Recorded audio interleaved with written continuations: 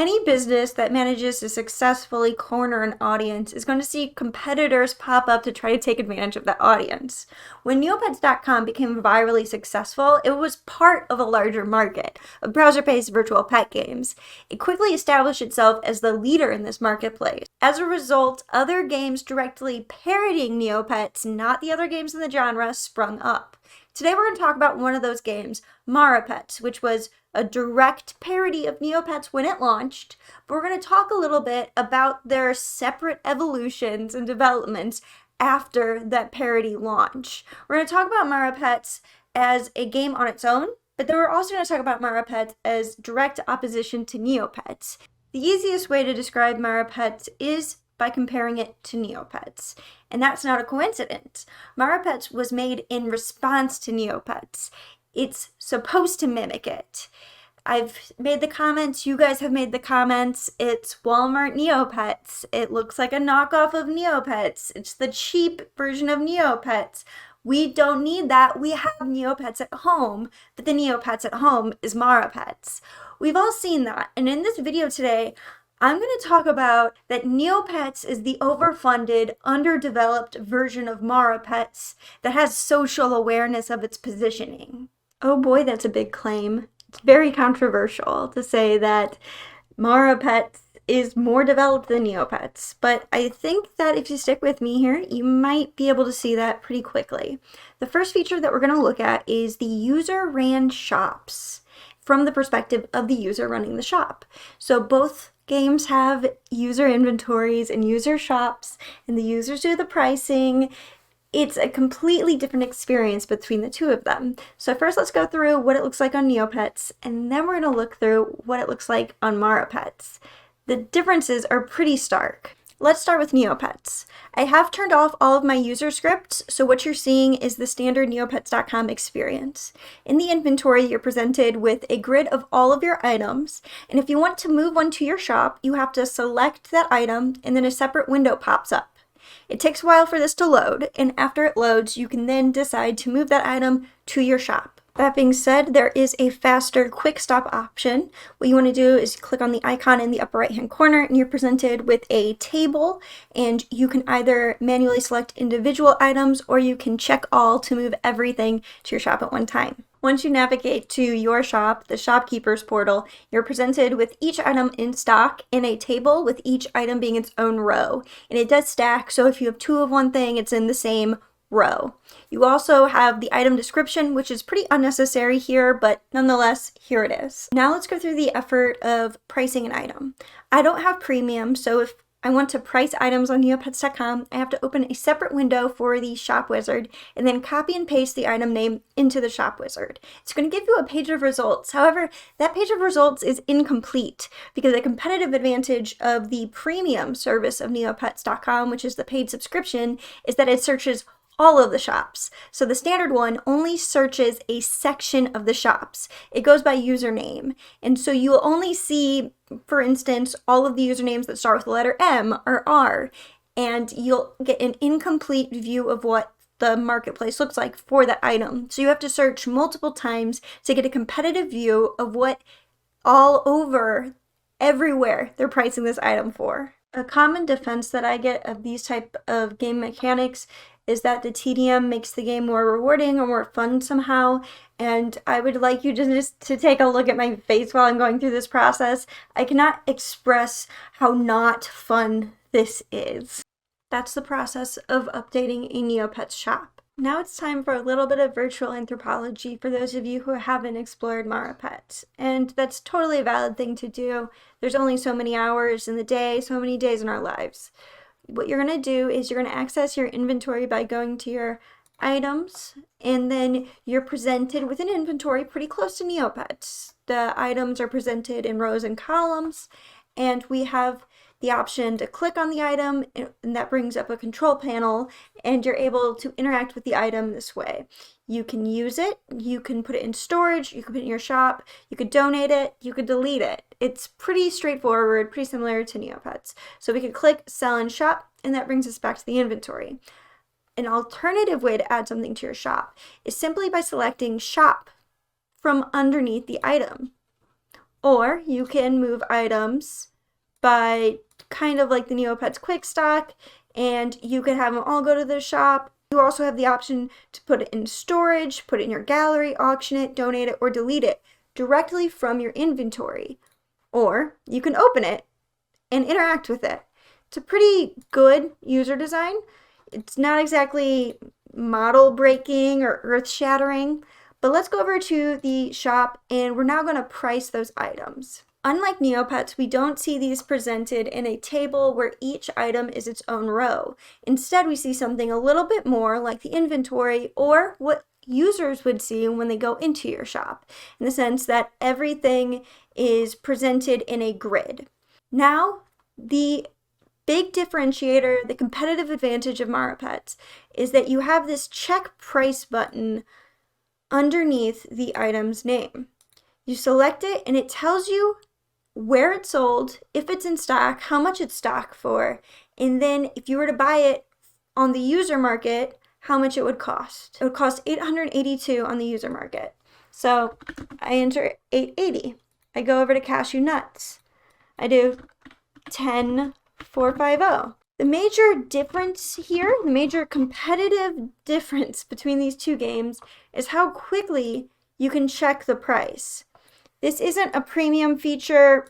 All users have this available to them.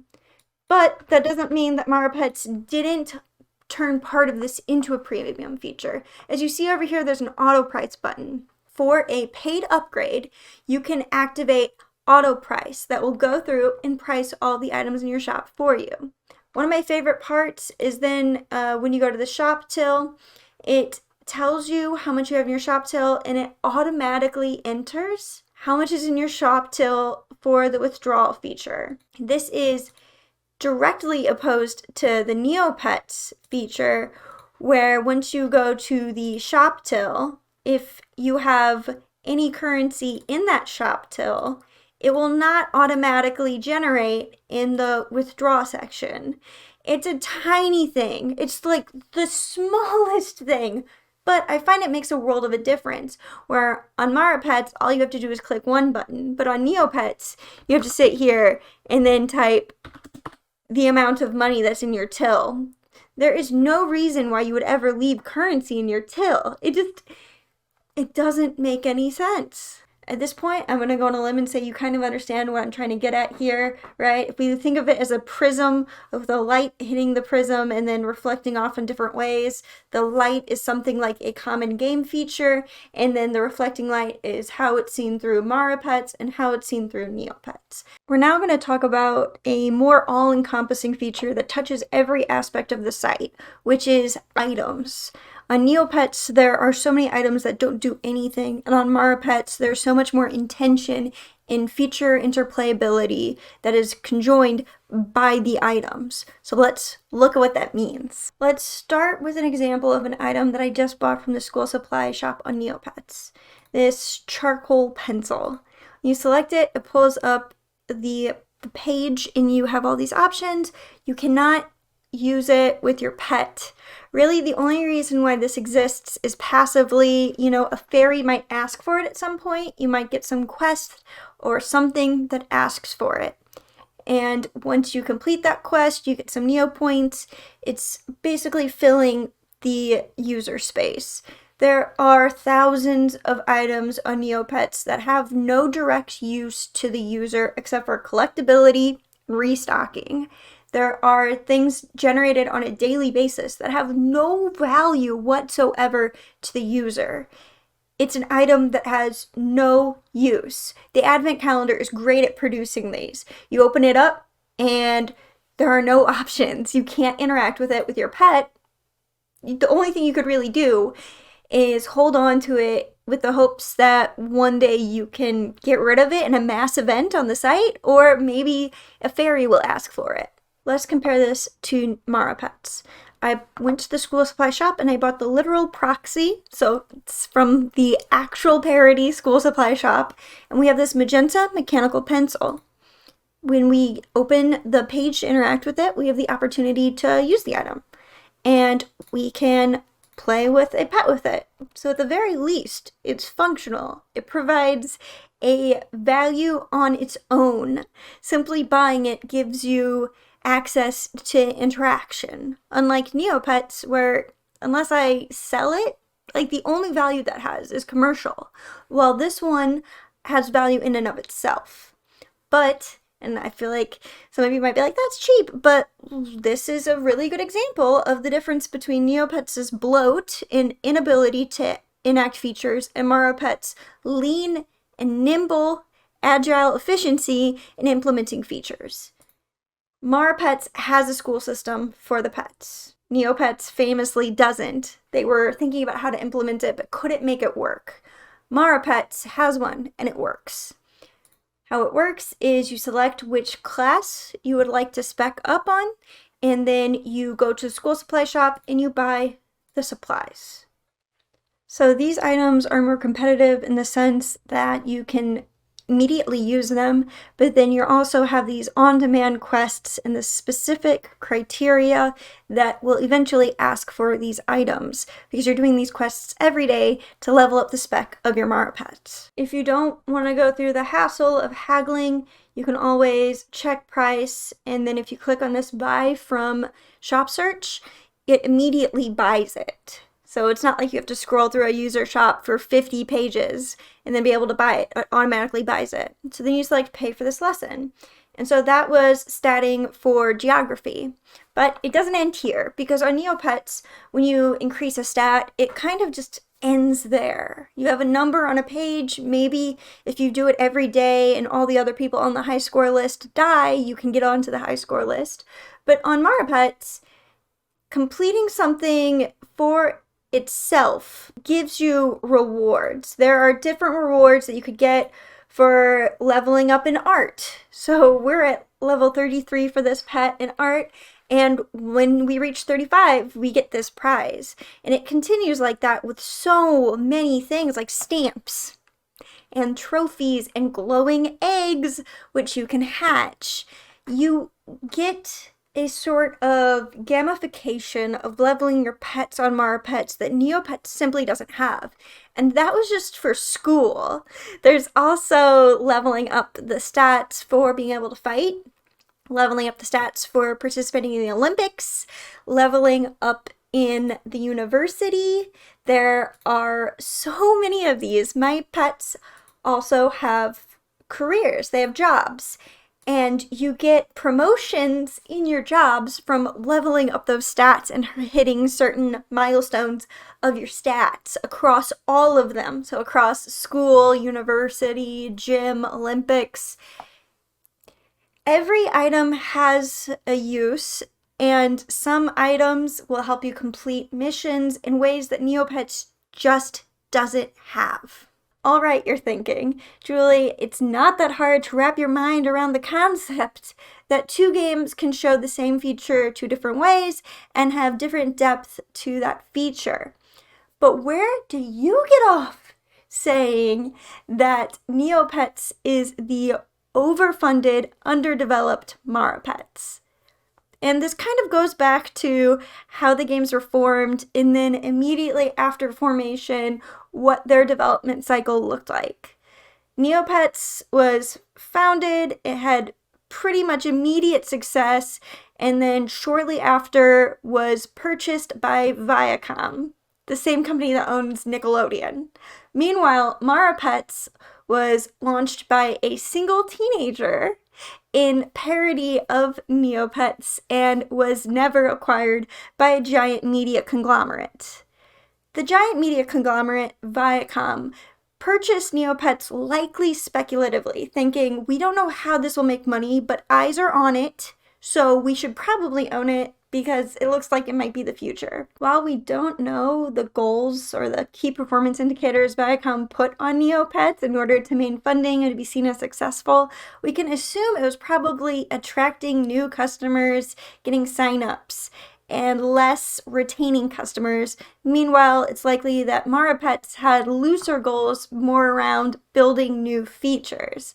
So while Neopets was trying to attract users with stuff like flash games, which were really popular at the time, as during the early aughts, kids in computer labs would spend their free time going to flash game conglomerate websites, aggregators, playing the different Flash games, and that's generally how Neopets caught on with that audience. But Marapets had more incentive to develop interesting features. Whenever a company is owned by a larger company, the budget is going to be dependent on that smaller company being a sweetheart to somebody at the larger company. And as long as it was a pet project with somebody who held the purse strings, it was getting funded. But the funding was going to whoever held the purse strings thoughts of what would make the game successful, not necessarily the things that the consumers wanted to see. So while Marapets had no funding, it was more open to doing the things that the users actually wanted to see.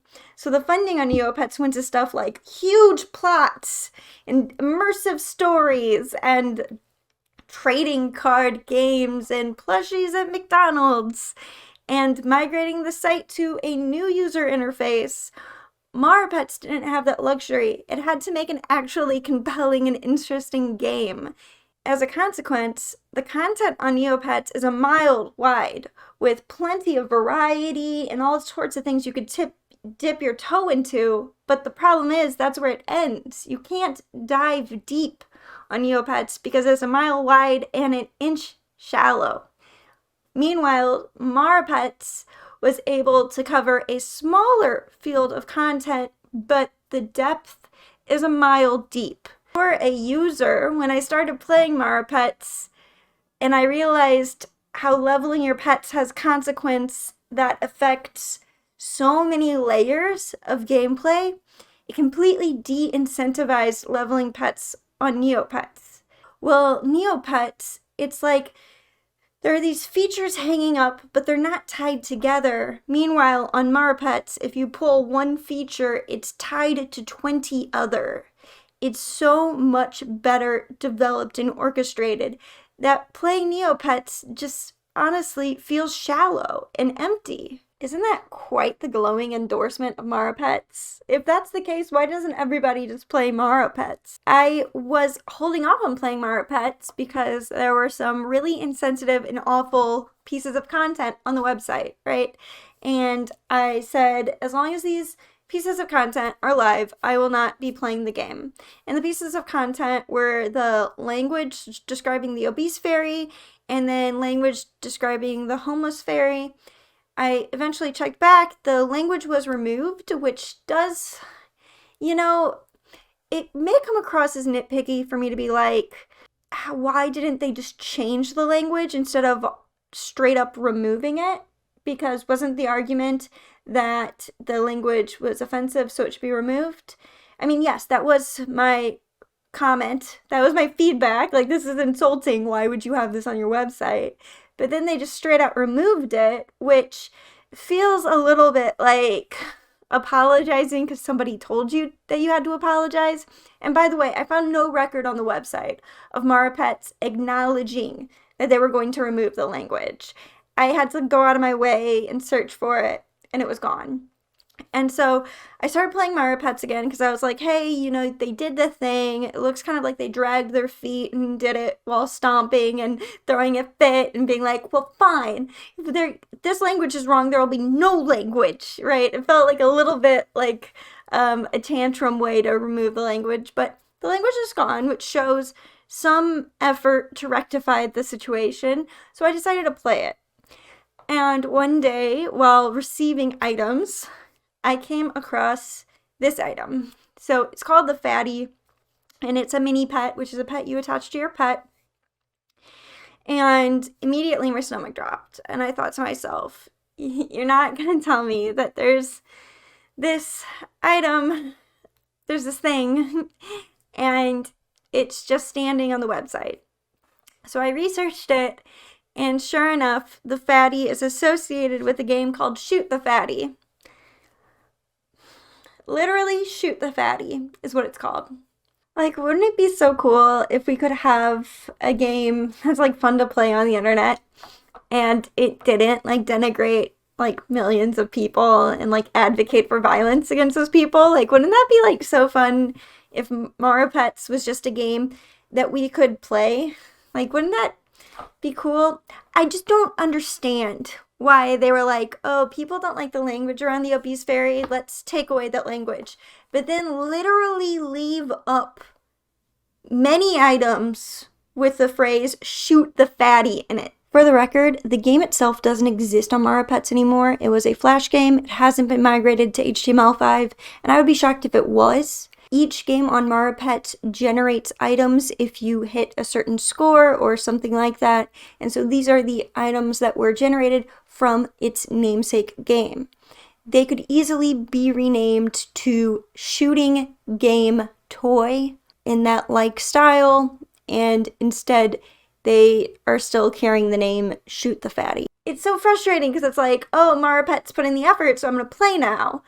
But they only did what they were called out on. So that's why I'm making this video. Because it appears as though unless we say something, and unless we specifically point out the things, Marapets does not care to do anything. They will literally have something on their website that says, shoot the fatty. Okay? And yes, I get it. The mini pet is called a fatty. I get it. It's a thinly veiled reference to murdering people who are fat. Like, you don't have to be a genius to crack the code on that one, Marapets. It's disgusting. Oh man, Marapets is bad and Neopets is so good, right? Well, I'm not letting Neopets off the hook quite yet.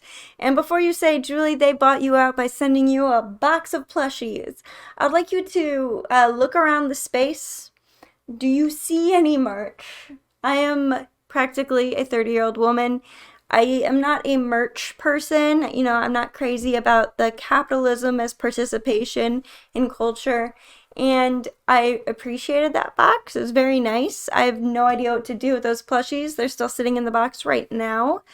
But at the end of the day, I'm coming back to discussing Neopets and discussing Marapets because I think my voice has more effect when I am raising awareness than when I am flat out boycotting. I was boycotting Neopets, like playing it, and then that kind of led to not really covering it as much because Neopets' parent company decided that Neopets needed to partner with another company they owned and launch NFTs, non-fungible tokens. So around the time this launched, I was pretty 1 foot out, 1 foot in regarding NFTs in general because of various use cases that extend past art sales. As I've kind of mentioned on this channel before, I think a lot of the art sales are more or less pyramid schemes and taking advantage of people, and they're overwhelmingly detrimental to society overall. However, there are use cases of NFTs that do not require destroying the earth and eroding public well-being that I think are interesting, that if they were explored would have a net positive. However, in discussing this, I found myself in a situation where I was experiencing vitriol from both sides of the NFT community, from having neither a black or white stance on the issue and instead more of a gray stance on the issue. And this channel is all about exploring the gray and not really seeing black or white unless it's like very clear. You know, it's just gross that we were subjected to NFTs at all. I didn't want to cover it because I was afraid of the NFT bros coming at me, and it turned out that it was actually the other side of the spectrum that I received the most hate from for having a more nuanced perspective that reached beyond what we are immediately being confronted with and more so about the broader applications of the technology. You know, I was very clear in my videos that, like, if we are to say that there are good implications of NFTs, that the Neopets Metaverse Collection is not it, and it is bad, and it is gross and exploitative. For saying that the Neopets Metaverse Collection was a bad implementation of the technology, but that there could, in theory, be good implementations of the technology, I received quite a bit of backlash. And, you know, that really sucks. On this channel, I try to spend a lot of time discussing the space between black and white on various issues. And also on Twitter, I spent a lot of time trying to talk people out of supporting the Neopets Metaverse Collection. And it's really hard to do that if you approach it with an us versus them mentality. So presenting yourself as an in-between is the most persuasive way to make those arguments. And I firmly believe that I was able to convince more than 5 people between Twitter and the Discord, 5 is a low number, to not pursue the Neopets Metaverse Collection because I portrayed myself as being in between. So let's just say for a moment that I fundamentally disagreed with NFTs. I would not have said that in that YouTube video because it would have made my argument less persuasive. Right? When we're talking about convincing people to take preventative medicine, there's a word that starts with the letter V and ends with E that's very popular, has a double C in the middle of it. And people are afraid of taking the preventative medication, even though it'll prevent them from getting sick in the way that a lot of people are getting sick right now. If you want to have a persuasive conversation with these people, it's usually a couple conversations long. You're not going to get them in the first conversation. What you should really do is not present yourself as an us or a them. You shouldn't be like, I've gotten every preventative medication that's ever come out and never questioned it. It's better to approach it with a, sometimes I am concerned and question things too. And I've seen it from your side. It makes a more compelling argument if you're able to draw from that. So, maybe that's something to think about.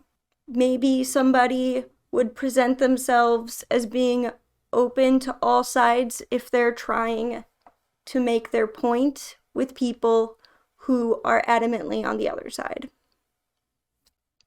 Because otherwise they can't have those conversations at all. So that's something to consider. I decided it was time to come back to talking about Neopets and Marapets because I believe that when I am talking about these things, I have more reach and impact than when I am quiet. And so that's why I'm making this video today. Here's what I consider to be one of the gold standards of Marapets that kind of ties everything in together. There is this persistent leveling progress on Marapets that is account bound. So they're like, donate an item to the pot of gold, or find 25 or more hidden avatars. And when you complete this, then you reach the next level of Marapets, essentially. And some aspects of the site are bound to clearing levels. So you have this one right here, which is complete level 10 or higher of Baspanar's castle goals. I'm going to go to the goals, and I'm going to access Baspanar's castle. And he wants me to complete level 5 or higher troll mission. And you can only do 1 mission a day, so you kind of got to be picky with which ones you do. I only need 1 troll level to complete this. So the troll's going to close in 33 minutes. I'm going to accept his mission. And his mission is that I have to have 1 pet who has a level 1 skill at Donut Tambourine. So I'm going to go ahead and buy the Donut Tambourine. Pretty expensive, and I'm going to teach it to one of my pets. Now she's grade 2 at Donut Tambourine. Okay, so it turns out that she had already had 1 level of it. So I do that, and then I've completed the mission. If I now go to my goals of Baspanar Castle goals, I collected the prize. I got a gumball, and then I go ahead back here. And I have to complete 3 more levels of Baspanar Castle goals. And part of that is completing 45 or more Nut Night quests. The more of these I complete, the more items I unlock. And some of them are things like stamps that'll help me level up my stamp collection. Teaching that pet the instrument was helpful to the pet because this pet's job is that she's a pop singer, so she has to know a certain amount of instruments. So that item, that donut tambourine I bought, helped me complete that goal, which helped me with the mission, helped me with the goal, but it also helped me with this pet's job.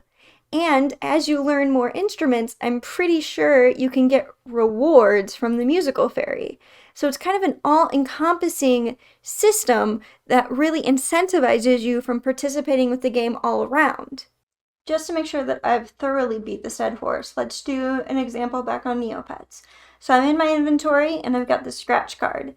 I open it and I can't do anything with the scratch card. It looks like it's an unusable item, essentially. But that's not true. If I travel to explore and then I go to Terror Mountain, and I know how to do this simply because I'm so familiar with the website, I can go to the scratch card kiosk, and if it was open, I would be able to interact with the scratch card there. However, you would never be able to tell that just by looking at this, because it doesn't look like it's something that you could interact with, which is absolutely frustrating. On Marapets, you would be able to interact with it from the item's description page, but just an item in your inventory on Neopets, you have to take it to the place where it's useful. You can't navigate to the place where it's useful from the item page. So ridiculous, so annoying. I remember being a child and being really frustrated when I didn't immediately understand how to do this.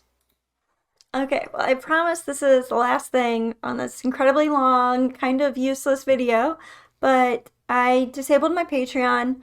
I'm starting grad school in 2 weeks, and I'm only doing it like one class at a time in addition to my full-time job, but because of that, I'm just gonna probably, most likely, be taking a step back from this YouTube channel.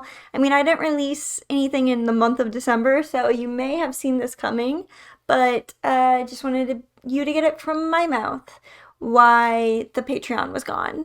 So thank you to everyone who's been supporting me for all this time. I really appreciate it. And, you know, I'm not saying that I'm not going to be uploading. I'm just giving an excuse in case I don't upload. Because ultimately, I love making YouTube videos. But if I don't have time to do it, then I'm not going to really go out of my way to make time to do it. So that's what's up. Thank you guys so much for watching. Bye.